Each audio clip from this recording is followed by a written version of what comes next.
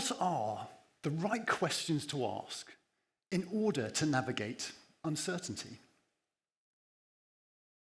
We live in a world of rapid and constant change. It can be described by the acronym VUCA. It's volatile, uncertain, complex, and ambiguous. We can't know everything. For example, over 400 million terabytes of new information is uploaded to the internet every day.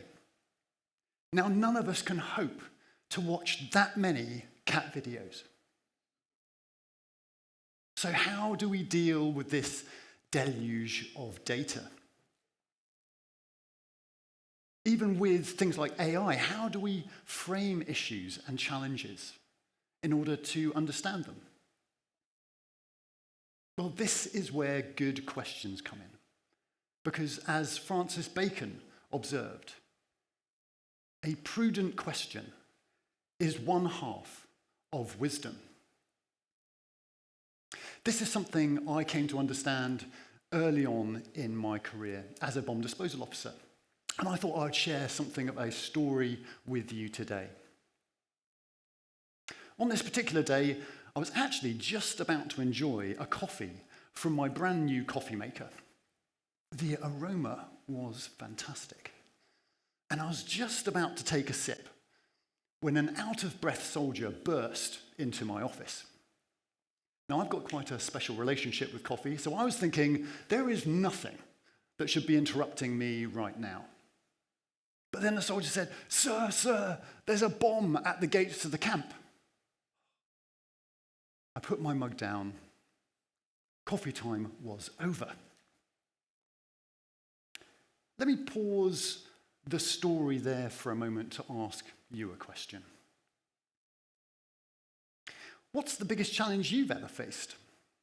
Or the most important decision that you've ever had to make?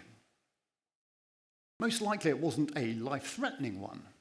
It could have been something about your education or choosing your career. Maybe it was buying a house or committing to your life partner. How did you make that decision? Was it the right decision? Now, you don't need to answer that one right now, particularly if you're sitting next to your spouse. But let's just think about how are we equipped to think about these things and make those decisions.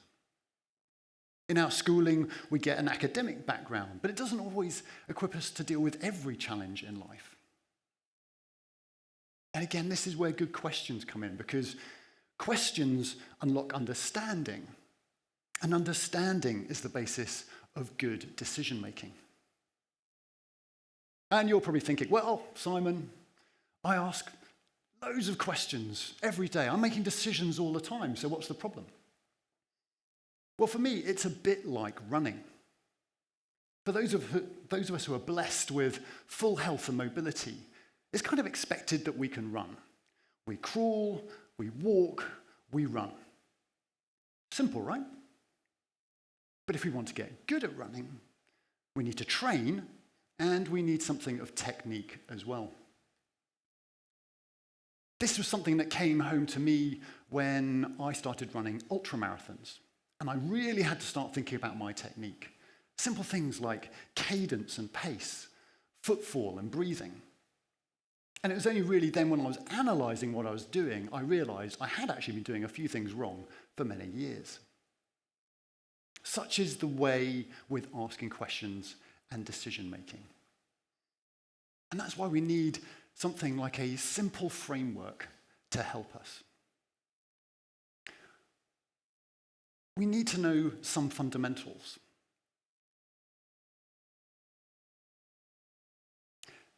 And this is a question, a challenge that I have been exploring for my whole career. And I'm hoping today to share some of that experience with you and leave you with something of a tool that you can take away to help you navigate this uncertain world. On that note, let's go back to the story. So there I was, and I was following the soldier out the door, and I said, okay, what do you mean by a bomb? And they said, "Sir, there's a suspicious package at the gates to the camp."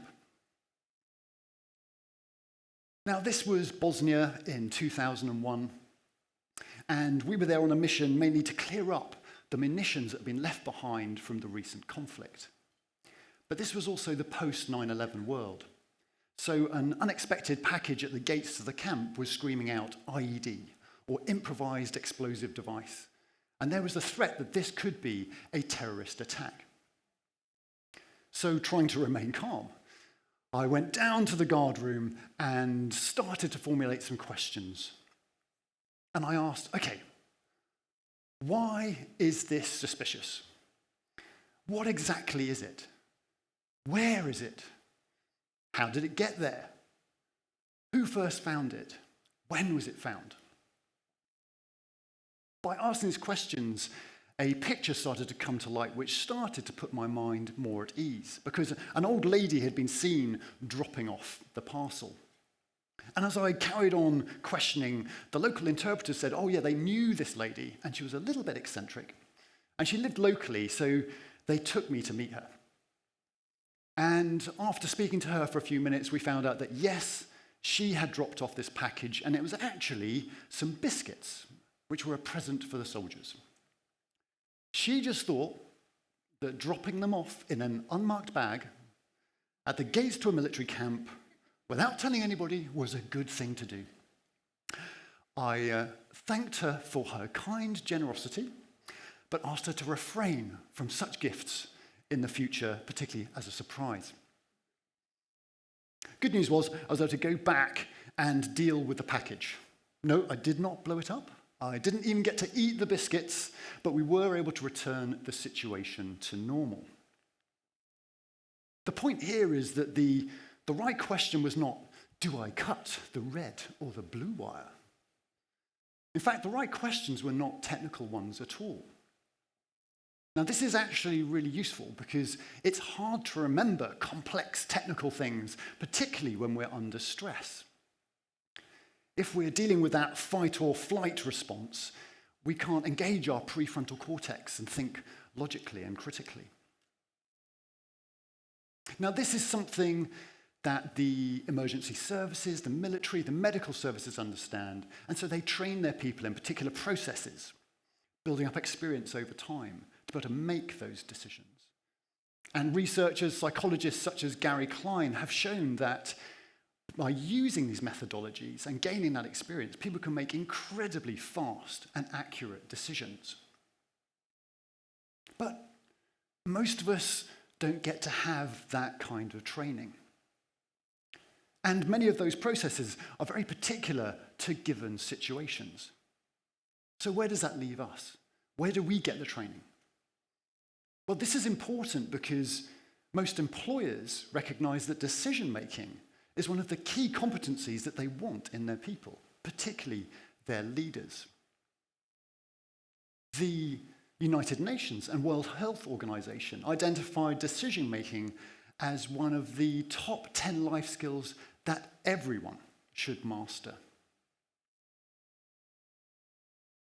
So again, it comes down to the fact that we need something simple, some simple processes to use. So in my training as a bomb disposal officer, we were taught a technique called the 5 Ws. 5 Ws is quite simple. It's about using the W interrogative question words in the language to understand a situation. What, why, where, who, and when.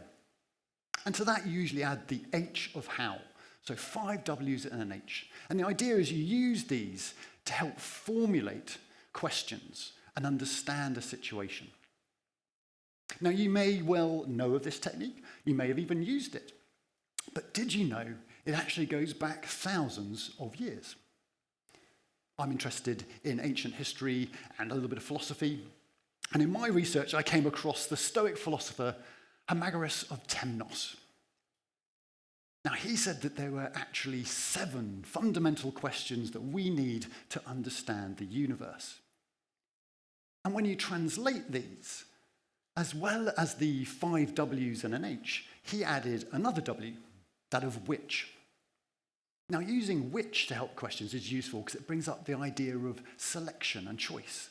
And it takes it from being just a question technique to becoming a decision-making cycle.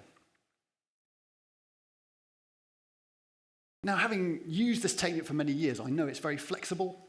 And no matter what I'm doing, if I'm facing a challenge, I'll be writing down those 7 interrogatives, often in the form of a mind map, to help me start to unpack whatever problem I'm trying to solve.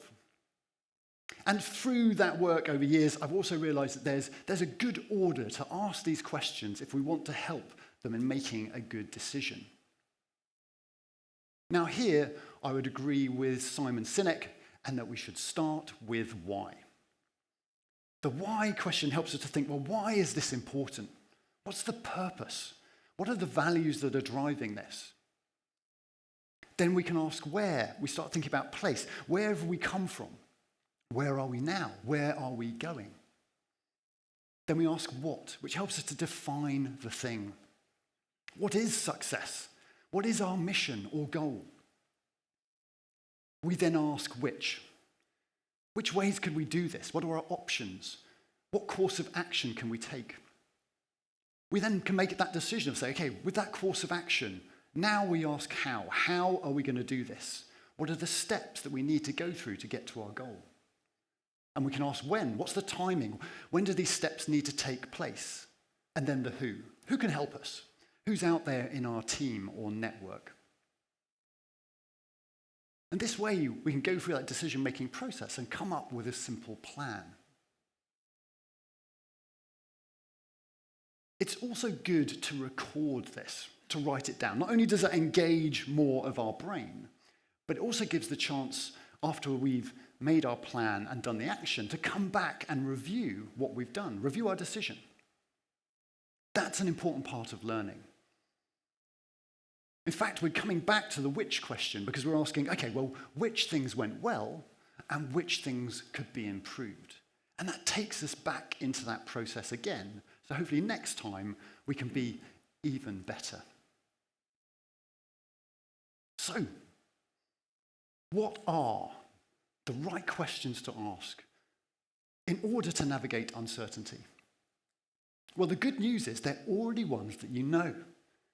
They're hardwired into your brains because they're there as the most common interrogatives in the English language. All you need to do is remember and use all 7 interrogatives and hopefully start to learn to apply them in the right way. And again, even with all the technology that we have, this is really important in this day and age. Ginny Rometty, the former executive chairman of IBM, said that the key to success with AI is not just having the right data, but asking the right questions. So I hope after today you feel slightly better equipped to ask those right questions. What challenge are you facing right now? What decision do you have to make? I'd encourage you in the next break, maybe just take a few moments, write down those 7 interrogatives and see what new insights that you can find. Thank you.